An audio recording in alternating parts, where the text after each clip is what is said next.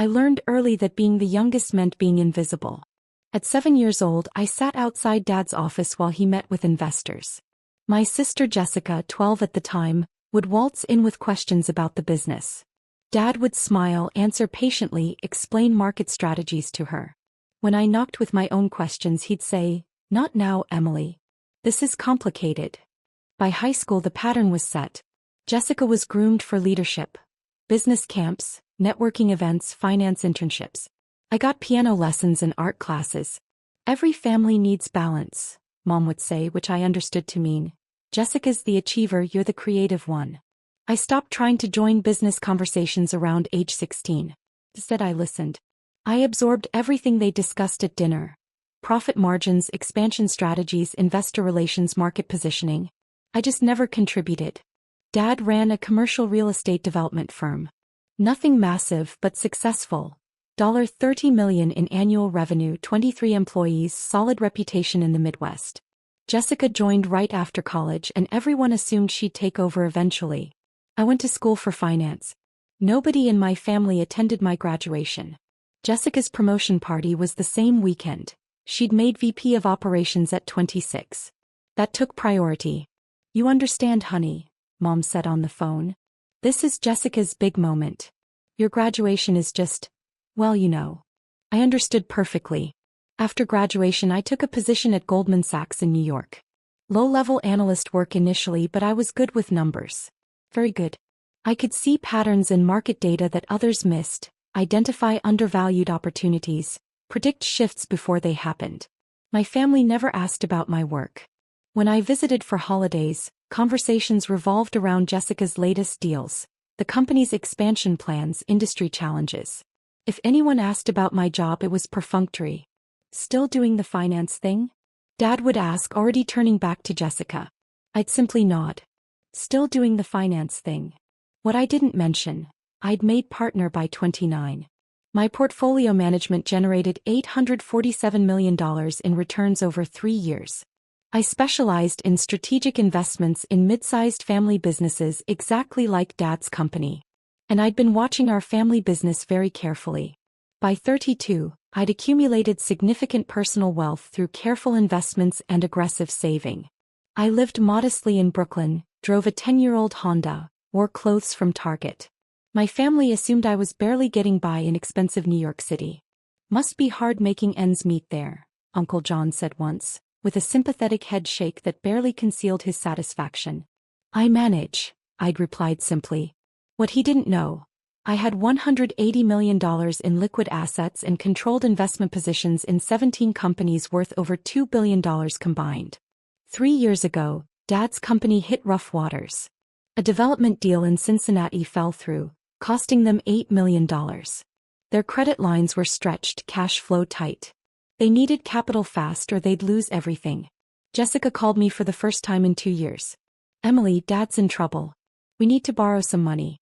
Maybe $20,000? Just temporarily." I heard the condescension even in her desperation. $20,000. Like I was a piggy bank to be cracked in emergencies. "I don't have that kind of cash available," I lied. "But I know some investors who might be interested in helping." "Really?" Her relief was palpable. "That would be amazing. Can you connect us?" I connected them to my firm. Not as Emily Thompson family member, but through several intermediary entities. The deal was structured through MT Capital Holdings, my personal investment vehicle named with my middle and last name initials, nothing obviously connected to me. We provided $50 million in capital.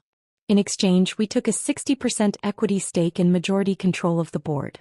The family kept operational control and generous salaries, but all major decisions required board approval. My approval, though they didn't know it. Dad and Jessica were thrilled. They'd saved the company, maintained their positions, and could continue running things day to day. The investors, faceless entities to them, seemed hands-off and reasonable. "We did it," Jessica announced at Christmas that year. "We saved the company. Found some investors who believed in our vision." Everyone congratulated her brilliant business acumen. I smiled from my seat at the kids' table. Yes, at 30 I still sat at the kids' table and said nothing. For 3 years I watched through quarterly reports and board minutes. The company stabilized, then grew. Revenue hit $45 million annually. They expanded into 3 new markets. Jessica took full credit for the turnaround. I restructured everything, she'd tell people at family gatherings. Brought in capital, reorganized operations, positioned us for growth. Dad's teaching me well. I'd nod along, sipping wine, asking no questions. My family's view of me remained unchanged. I was still Emily, the artsy one who did something with finance in New York but probably wasn't very successful. After all, I drove that old Honda when I visited. Wore the same unremarkable clothes year after year. Never talked about big deals or important clients. Jessica, meanwhile, arrived in a new Mercedes every holiday, wore designer everything, talked constantly about her business triumphs. She'd recently gotten engaged to Marcus, a corporate lawyer she described as a real heavy hitter. You should try to meet someone successful like Marcus, she told me once, her voice dripping with sisterly concern. I know it's hard in your position, but there are plenty of nice middle management guys in New York. I'll keep that in mind, I replied evenly. This Thanksgiving, the family gathered at my parents' house in Indianapolis. 37 people, aunts, uncles, cousins, plus Jessica's fiancé and his parents. A celebration of abundance and success. I arrived in my Honda carrying a store-bought pie, wearing a simple navy dress from Target. Jessica arrived in her Mercedes, bringing artisanal wine and stories of her latest $12 million deal. Dinner was the usual hierarchy. Dad at the head of the table, Mom to his right, Jessica beside her with Marcus. Uncle John, Dad's brother and company Sue, sat nearby with Aunt Marie. I was seated between 2 teenage cousins who spent dinner on their phones. The conversation naturally centered on business. We're looking at a major expansion into Columbus, Dad announced. $40 million development. Shopping complex and residential towers. It's going to transform our portfolio, Jessica added, her voice confident. I've been negotiating with the city for 6 months. This is the deal that takes us to the next level. So proud of you, sweetheart, Mom beamed. Such a brilliant businesswoman. Uncle John raised his glass.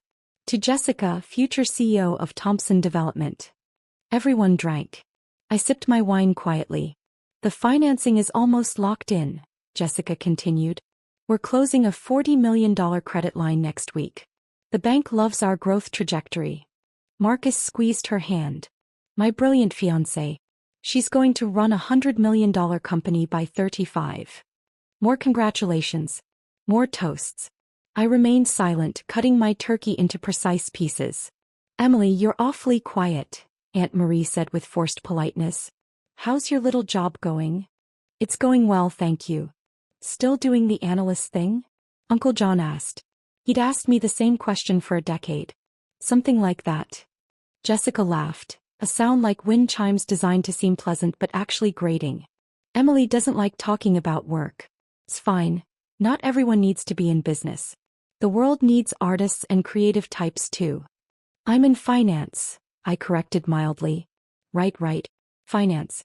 Though I never quite understood what you actually do. He turned to Marcus. Emily works for some firm doing. What is it exactly? Paperwork. Investment management. That sounds complicated, Marcus said in the tone you'd use with a child explaining their crayon drawing. Jessica handles our investments. Made us $200,000 last quarter alone through her company stock options. Impressive, I said simply. The conversation moved on. Business strategies, market opportunities, the Columbus deal's specifics. I listened to Jessica describe financing structures, clearly getting several technical details wrong. Nobody corrected her. She was the golden child. Everything she said was brilliant by default. After dinner, the adults gathered in Dad's study for drinks. The important people room where serious discussions happened. I'd never been invited, but this year I followed anyway, wine glass in hand. Dad looked surprised to see me. Oh, Emily. We're going to talk business. Might be boring for you. I don't mind, I said, taking a seat in the corner. Jessica exchanged glances with Uncle John, a silent communication I'd seen thousands of times. Just ignore her, she'll get bored and leave. They continued their discussion. The Columbus deal, expansion plans, projections for hitting $60 million in revenue within 2 years. We'll need additional capital after the Columbus project, Uncle John said. Another $30 million for the Cleveland opportunity. The credit line covers Columbus, Dad said. We can leverage that success to secure Cleveland financing. Our investors have been hands-off, Jessica added. MT Capital hasn't interfered at all. They're just collecting their dividends. Perfect situation. I sipped my wine face neutral. We should consider buying them out eventually, Marcus suggested. He was apparently part of the business discussions now, future family and all. Take back full control. You don't need outside money anymore. That's brilliant, Jessica said, looking at him adoringly. We're strong enough now. Why keep giving equity returns to some faceless corporation? Would they sell their stake? Uncle John asked. Everyone has a price, Dad said confidently. We'll approach them next year. Offer them a solid return and get our company back completely. They all nodded, pleased with this plan to erase the investors who'd saved them from bankruptcy 3 years ago. Family business should stay in the family, Uncle John declared. Always has been, always will be. I set my wine glass down. What about me? Silence. Jessica blinked. What about you? You said family business should stay in the family. I'm family. Uncle John's laugh was uncomfortable. Well, yes, technically. But this is about people involved in the actual business, Emily. No offense. None taken. I'm just clarifying who counts as family. You know what he means, Jessica said, her tone patient in that infuriating way. People who actually understand business. Who've built this company. Not. She gestured vaguely at me. Not. Stay out of real business discussions, Jessica laughed, looking around the room for support. Everyone smiled awkwardly. This is complicated stuff. Financing structures, equity stakes, corporate strategy. It's not really your world. Uncle John smirked, emboldened by Jessica's dismissal. Know your place, Emily. We love you, but business isn't for everyone. You're creative, that's wonderful. Let us handle the boring corporate stuff. I picked up my wine glass, took a slow sip. Nodded once. Understood. My phone buzzed. I glanced at the screen. Richard Chin, president of National Commerce Bank, returning my call from earlier. I stood phone in hand. Excuse me. I need to take this. Of course, Jessica said absently, already turning back to Dad. Now about the Cleveland timeline. I stepped into the hallway, answered the phone. Richard, thanks for calling back. Miss Thompson, good to hear from you. You mentioned needing to discuss the Thompson Development account. Yes. I'm reviewing my portfolio allocations. The $40 million credit line for Thompson Development. I'd like you to freeze it immediately. Brief pause. That's a significant line. May I ask the reason? Strategic reallocation. I'm considering withdrawing my backing entirely. Please halt the credit line and prepare documentation for full loan recall. I'll need it ready by Monday morning. Understood. Though I should mention this will significantly impact their Columbus project. Without that credit line. I'm aware of the implications. Please proceed. Of course. I'll handle it personally. Anything else? Yes, actually. I'd like to review all accounts where Thompson Development is listed as beneficiary or guarantor. Prepare a complete portfolio analysis. I may be withdrawing support across multiple positions. This is regarding the 60% equity stake through MT Capital as well? Potentially. I haven't decided yet whether to retain control or liquidate entirely. We'll discuss Monday. I'll have everything ready. Have a good evening, Ms. Thompson. I lowered the phone, aware that absolute silence had fallen in the study behind me. I turned. Every face stared at me. Jessica's mouth hung open. What was that? I looked at her calmly. A business call. Complicated stuff. Not really your world. You were talking about Thompson Development, Uncle John said slowly. About a $40 million credit line. Was I? I take so many calls they blur together. Dad stood face pale. Emily. What did you just do? My phone buzzed again. I glanced at it. Excuse me again. This is my investment firm. I answered. Hello, Patricia. Patricia Mondavi, managing director at Goldman Sachs and my direct report, spoke quickly. Emily, I got your message about Thompson Development. You want to review the entire position? Yes. I'm considering withdrawing all capital. Can you prepare the documentation? That's $50 million in direct investment plus guarantees on another $60 million in leveraged positions. Total exposure around $110 million. If we withdraw, the company collapses. I know. Please prepare the paperwork anyway. I'll decide over the weekend. This is unusual for you. You typically don't pull out of stable positions. Is there a problem with the company performance? No, the company's fine. This is personal. Understood. I'll have everything ready. Should I coordinate with Richard at National Commerce? Yes, please. He's freezing their credit line. We'll need to present a unified position. They're going to be devastated. That company can't survive losing you as primary backer. I'm aware. Thank you, Patricia. Enjoy your Thanksgiving.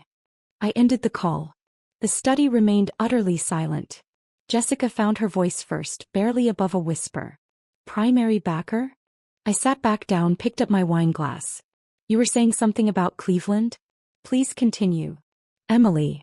Dad's voice shook. What is happening right now? Business discussion.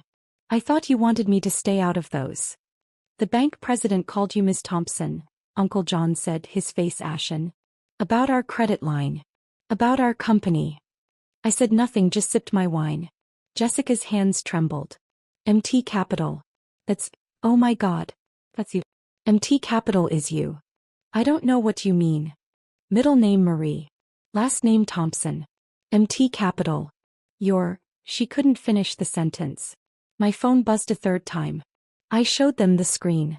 Stephen Park, MT Capital Board Chairman. Actually my corporate attorney, but they didn't need those details.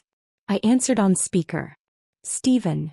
Emily, I received notice you're considering withdrawing from Thompson Development. The board needs to discuss this. That's a significant position. I'm aware. Their Q4 numbers are excellent. Revenue up 23%. The Columbus deal is solid. Why would we pull out now? Personal reasons. That's not like you. You're the most rational investor I know. What changed? I looked directly at Jessica. I was recently reminded that family business should stay in the family. And that I'm not really family. Just creative types who should know their place. Stephen's pause was heavy. Someone said that to you? About Thompson Development. Multiple someones actually. At Thanksgiving dinner. Just now. The same Thompson Development where you hold 60% equity? Where you've personally guaranteed $60 million in loans? Where you're the sole reason they survived 2021? The very same. And they don't know you're the primary investor? They do now. His sigh was audible. Emily, I understand you're upset, but destroying a company over dinner conversation? I haven't decided to destroy anything. I'm simply reviewing my options. If I choose to withdraw, that's standard portfolio management. It would bankrupt them. You know that. Then they should have been more careful about who they dismissed at family gatherings. I ended the call. Jessica had gone white. You can't. This is a joke. Some kind of prank. I pulled out my phone, opened my banking app, turned the screen toward them. My personal account. $184,293,847.62. Uncle John made a choking sound. I swiped to another app showing my investment portfolio. Total value, $2.1 billion across all holdings. This isn't possible, Dad whispered. It's extremely possible. Turns out I was very good at that little finance job nobody asked about. Marcus had turned red. You're saying you own Thompson Development? 60%. Controlling interest. Every major decision for the last 3 years required my approval. Well, my board's approval, but I am the board. Why? Jessica's voice broke. Why would you do this? Do what? Invest in a struggling family business? Save it from bankruptcy? Provide the capital that funded your entire turnaround? Generate the returns that paid your salary and bonuses for 3 years? Which part seems unreasonable? You let us think. I let you think what you wanted to think. I never lied about my work. You just never asked. You assumed the youngest daughter in the Target dress couldn't possibly be successful. Dad sank into his chair. The Columbus deal. The credit line. If you freeze it, the deal collapses. You lose the deposit, probably around $3 million. Your credibility with the city disappears. Future development opportunities in Columbus evaporate. You can't do this to us, Uncle John said, but his voice had no strength. I can do exactly this. I'm your primary investor, majority shareholder, and board chair. I can do whatever I want with my investment. Jessica's face crumpled. We're family. Are we? 5 minutes ago, I wasn't family enough for business discussions. I was just the creative type who should know her place. We didn't mean. You meant every word. You've meant it for 32 years. Every dismissal, every condescending smile, every time you talked over me or excluded me or treated me like the family charity case. You meant all of it. My phone rang again. Richardson. I answered. Ms. Thompson, the credit line is officially frozen. I've sent notification to Thompson Development's corporate counsel. The documentation for full loan recall will be ready Monday morning as requested. Thank you, Richard. I should mention, without that credit line, they're in breach of several covenant agreements with other lenders. This could trigger cascading defaults across their entire financing structure. I'm aware. Their business will be insolvent within 90 days if you proceed. I'll take that under advisement.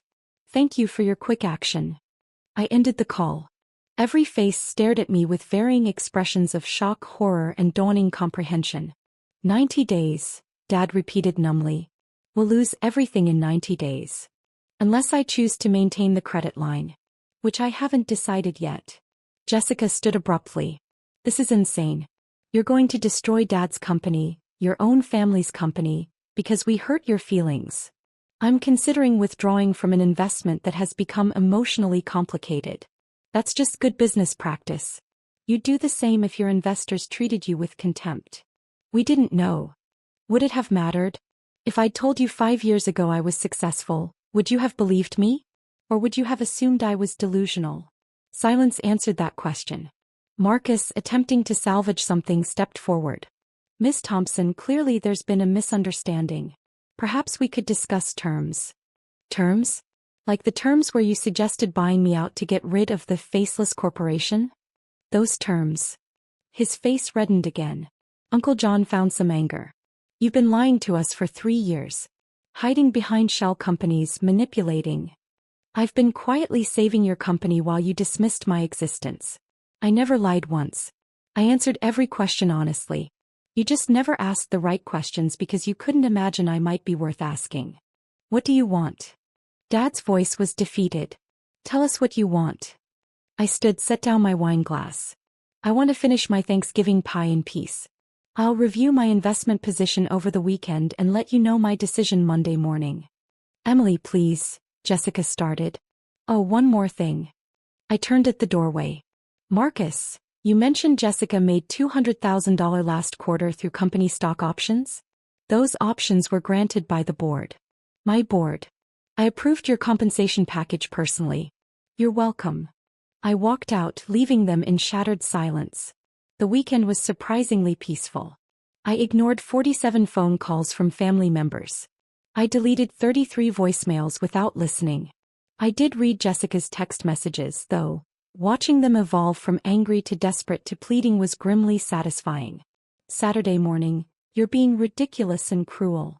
Saturday afternoon, Dad had a panic attack. Are you happy? Saturday evening, please, Emily. We can fix this. Just call me. Sunday morning, I'm sorry. We're all sorry. Please don't destroy the company. Sunday evening, we'll do anything. Just tell us what you want. I didn't respond to any of them. Monday morning I called Patricia at the firm. Let's restructure the Thompson Development position. You're not pulling out? No. But things are changing. Here's what I want. I laid out the new terms. Patricia was silent for a long moment. That's aggressive. That's proportional. Draft the documents. They're going to fight this. They're in no position to fight anything. Their credit line is frozen, their loan covenants are breached, and they're 90 days from insolvency. They'll accept whatever terms keep them alive. True. I'll have the papers ready by this afternoon. I called Richard next, then Stephen, then 3 other board members. By noon everything was arranged. At 2 p.m. I received confirmation. Thompson Development had received the new investment terms and had 48 hours to accept or reject. Rejection meant immediate withdrawal of all capital and financial collapse. Jessica called at 2:07 p.m. I answered. Emily.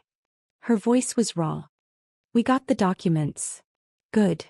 These terms, you're gutting us. I'm restructuring our relationship to reflect reality. Read them carefully. The new terms were straightforward. I maintained 60% equity and controlling board position, but operational control now required my approval on any decision over $50,000. All major hires, all contracts, all expansion plans needed my signature. Jessica's salary was cut from $340,000 to $120,000. Uncle John's salary was cut from $280,000 to $95,000. Dad could remain as CEO but in advisory capacity only. Marcus was barred from any involvement in company decisions.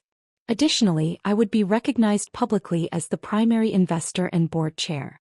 No more hiding behind MT Capital's anonymity. Every company document, every press release, every public statement would acknowledge my role. You're taking over completely, Jessica said. No. You can still run daily operations. But every significant decision goes through me. And everyone will know I'm the one who saved this company. Dad will never accept this. Then Dad can preside over bankruptcy proceedings. The terms are non-negotiable. You're destroying everything he built. He destroyed it himself in 2021. I rebuilt it. Now everyone gets to know the truth. We're family, Emily. Then start treating me like it. You have 48 hours to decide. I ended the call. Tuesday at noon I received the signed documents. They'd accepted every term without modification. Wednesday I drove to Indianapolis for the emergency board meeting. My first time attending in person rather than through proxies. I walked into the conference room wearing a Dior suit, carrying a Bottega Veneta bag, every inch the successful executive I'd always been but never showed them. Dad, Jessica, and Uncle John sat on one side of the table. They looked like they'd aged 5 years in 5 days. I took my seat at the head of the table. Good morning. Let's begin with Q4 projections. The meeting lasted 4 hours. I asked detailed questions, challenged every assumption, pointed out the flaws in their Columbus timeline and Cleveland projections. I demonstrated exactly how much I knew about their business, more than they did in many cases.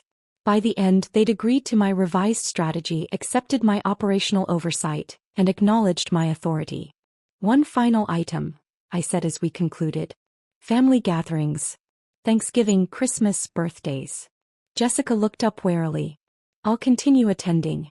I'll sit at the adults' table from now on. And business discussions include me, not as the quiet observer but as an active participant.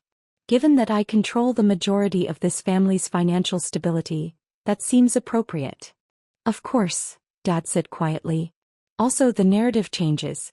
No more stories about Jessica single-handedly saving the company. The truth is I saved it. He operates it.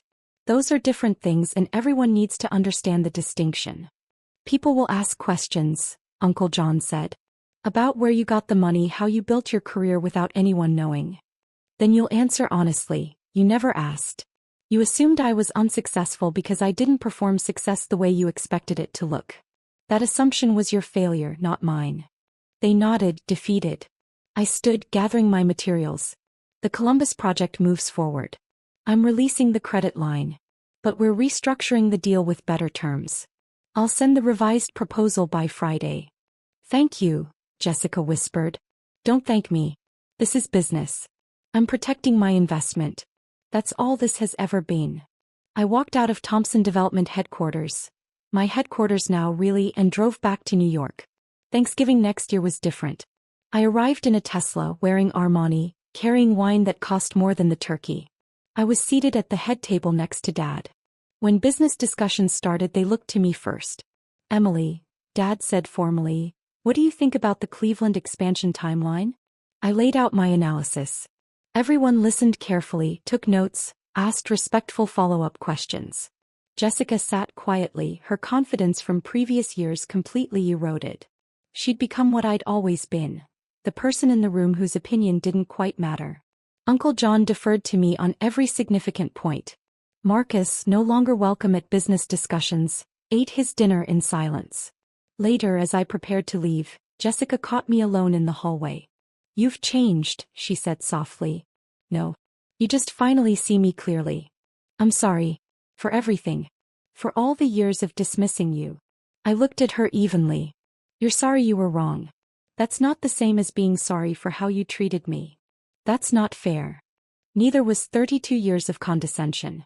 But here we are. Are you going to punish me forever?" "I'm not punishing you at all. I'm running a business in which I'm the majority shareholder. Every decision I've made has been sound corporate governance. If that feels like punishment, perhaps examine why." She had no answer for that. I drove back to New York that night thinking about family, power, and perception. They'd spent 3 decades teaching me that I was less than them. Smaller, quieter, less important.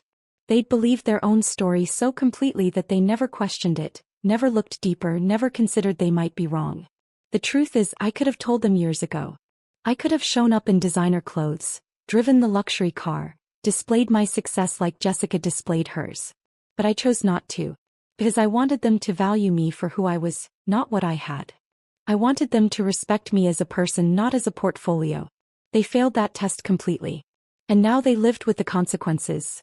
Successful daughter Emily, the financial genius they never bothered to know, the investor who controlled their entire world. "Know your place," Uncle John had said. I knew my place now. At the head of the table where I'd earned it.